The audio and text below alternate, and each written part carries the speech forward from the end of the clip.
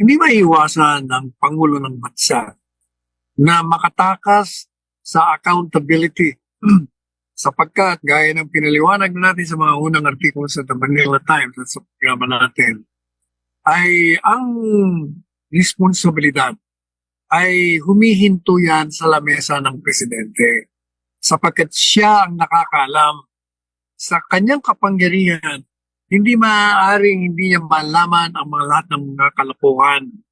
Kaya dapat talagang siya ang managot. At tigilan niya na ang pagkukunwari at ang pagloko sa sarili niya na siya'y galit, galit. At sa headline nga ngayon, kailangan daw matapos na ang greed. Paano? Paano ba nagsimula yan kung hindi sa'yo, Mr. President? Sapagkat you allowed it to happen. Kung hindi ka man kasama, you were neglectful or you consciously allow the occurrence of corruption in our country, and you cannot pretend not knowing it.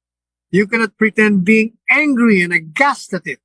You cannot pretend and shout, stop this greed. The greed would have not happened if you did not allow it. Samantala, ito namang mga nasa Kongreso at Senado, ayun, nagpapaligsahan sila, mag-grandstanding ng mga investigasyon, ng kunyaring investigasyon, pero sila nagtatakipan. Itong si Congressman Toby Chanco humihingi ng committee report ng isang komite para malaman kung sino mga proponente ay ayaw nilang ilabas. Pinagtatakpan nila. Bakit? Sapagkat ba makikita natin ang mga proponente doon ay isa sa mga proponente ay kamag-anak ng presidente o kaya anak? Bakit itinatago ninyo? Isa pa, yung small committee yon, hindi ko rin maintindihan.